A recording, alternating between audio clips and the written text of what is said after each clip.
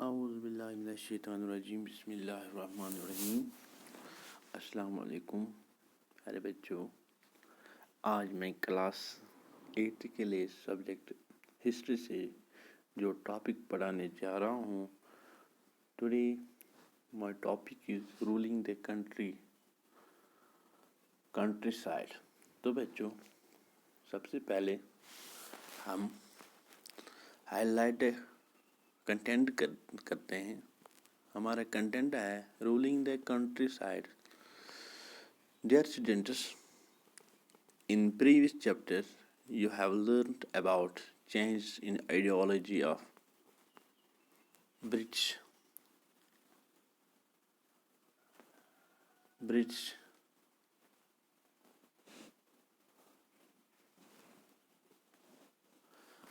East Indian Company from their initial purpose of trade towards the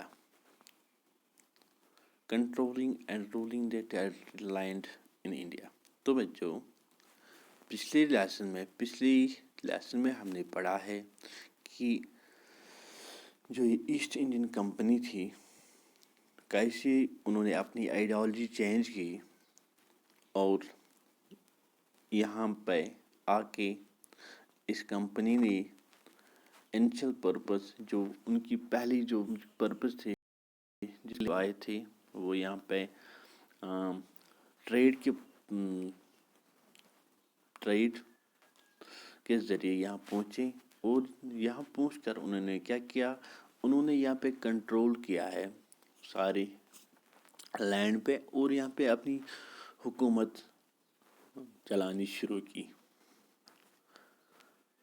جو previous lesson تھا ہمارا اس میں ہم نے ڈسکرائب کیا, اس میں ہمیں پڑھا ہے جو برٹش پالیسی تھی وہ بہت مختلف تھی اور انہوں نے مختلف طریقوں سے کنٹرول کیا ہندوستان کو.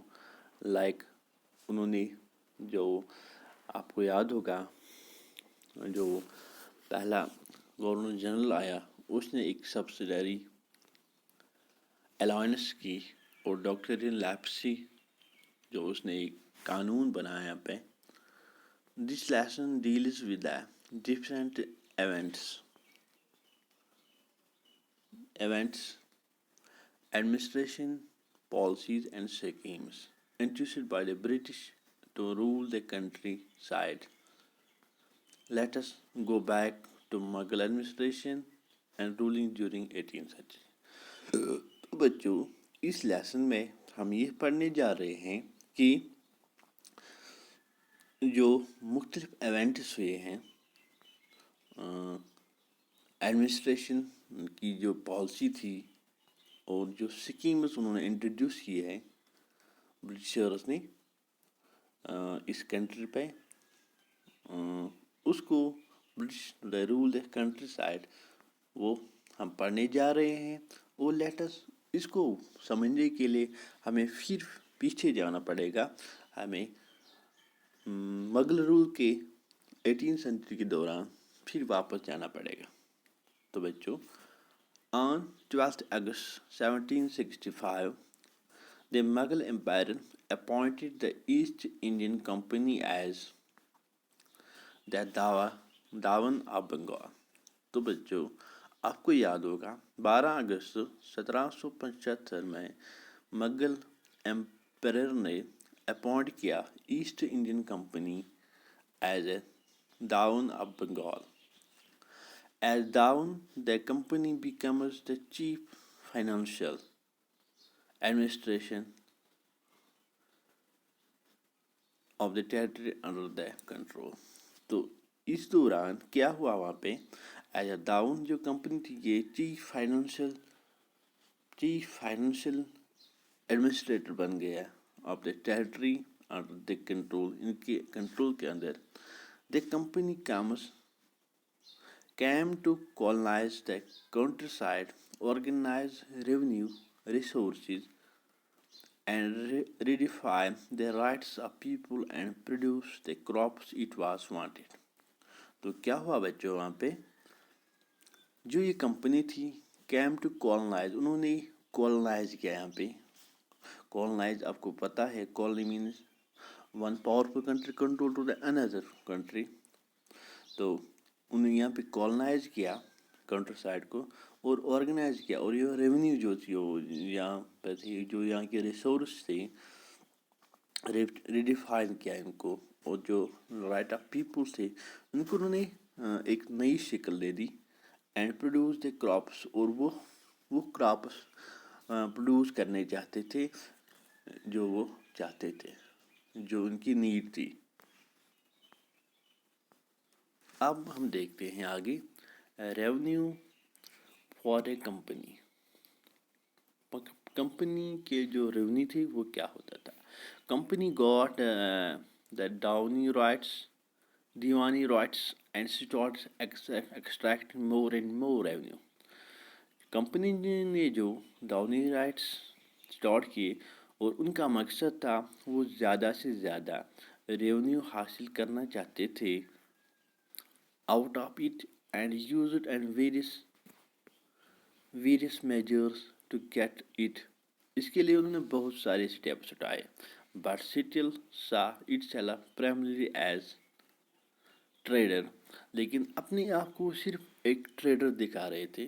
Before 1865 the company purchased goods in India by importing gold and silver from Britain.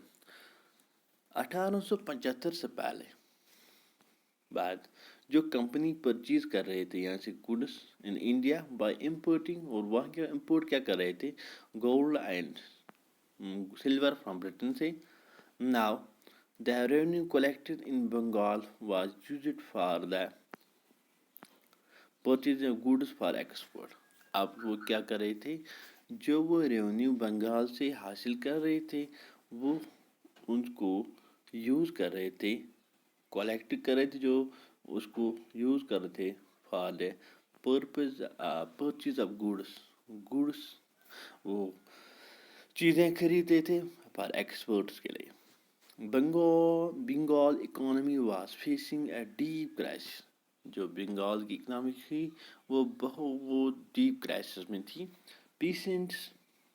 Peasants and craftsmen were not getting the proper amount.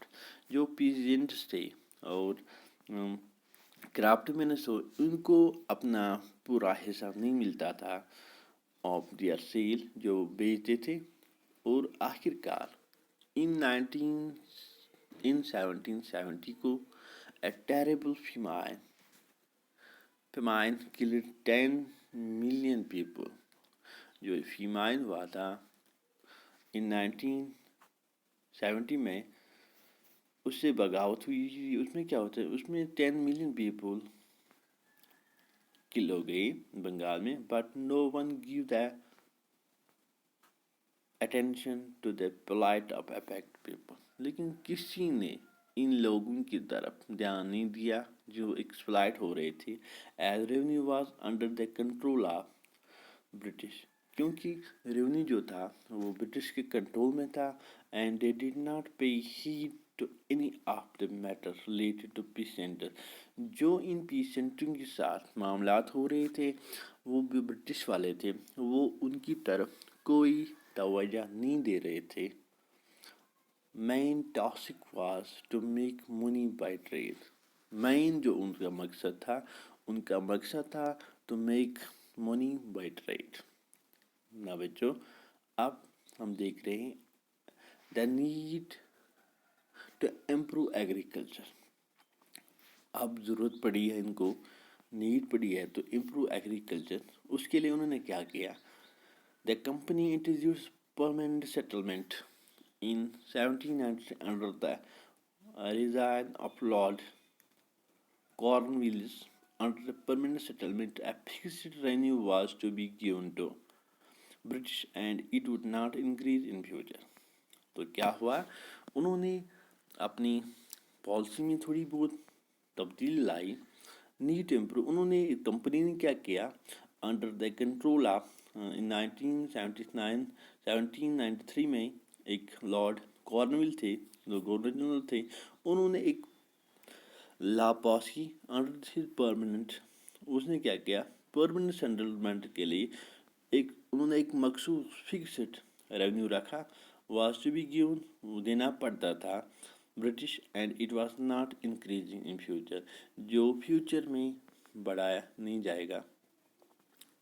Under permanent settlement में क्या हुआ, जो जिम्मेदार थे was recognised as the collector of the, जो जिम्मेदार थे वो रिकॉग्नाइज किए गए collector of the revenue, and it was assumed that they would invest money to improve the crops, क्योंकि उन पे ये जिम्मेदारी थी कि वो रेवेन्यू हासिल करें और उसको इन्वेस्ट करें ज़्यादा से ज़्यादा क्रॉप्स कमाने के लिए, प्रोडक्शन बढ़ाने के लिए और फर्टिलिटी ऑफ सॉइल के लिए।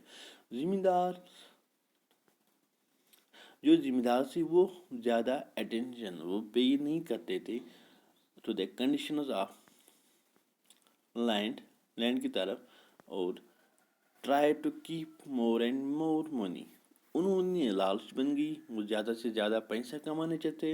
एंड लेट आफ्टर कलेक्शन, जब वो कलेक्शन करते थे, the rajas and taluqdars were recognised as जिम्मेदार, और फिर क्या हुआ, जब वो कलेक्शन हुई, राजा एंड तालुकदार्स एंड जिम्मेदार as a result of greed for more revenue, they blindly exploited the land resources। तो उन्होंने क्या किया, ज़्यादा से ज़्यादा जो पैसा कमाना चाहते, उससे क्या हुआ, एक्सप्लॉइटेशन हो गई, प्रॉब्लम हो गई। क्या प्रॉब्लम, न्यूमरस जिम्मेदार were sold off at acquisition और organised by the company as anyone who failed to पे द रेवेन्यू लॉस्ट जिम्मेदारी। जो ज़मींदार फेल हो गया इस रेवेन्यू देने में, वो अपना ज़मीन को उसको खोना पड़ेगा। The zamindars were not interest in the improvement of land, जो ज़मींदार थे वो इसमें दिलचस्पी नहीं रखते थे कि इम्प्रूव करे अपने लैंड को, विच he had reduce production of crop, जिससे क्या हुआ, जो क्रॉप पैदावार थी वो रिडक्ट हुआ, वो कम हो गया। But with the rise in crops expansion and price of crops in the 19th century, the income of British was not increased. This concerned them a lot. क्या हुआ, जब प्राइस 18वीं सदी में जब क्रॉप की पैदावार नहीं बढ़ गई, तो इससे क्या हुआ, ब्रिटिश वालों को बहुत परेशानी हुई। तो उन्होंने क्या किया, because of less revenue collection, जो वो कम रेवेन्यू कलेक्शन करते थे, British tried some other new methods, उन्होंने एक नया तरीका इस्तेमाल किया है रेवेन्यू जनरेशन के लिए, such as Mahaweli system and रोटावेरी system. तो बच्चों, इन दो सिस्टमों के बारे में हम अगले क्लास में पढ़ेंगे। तब तक के लिए अल्लाह हाफिज़।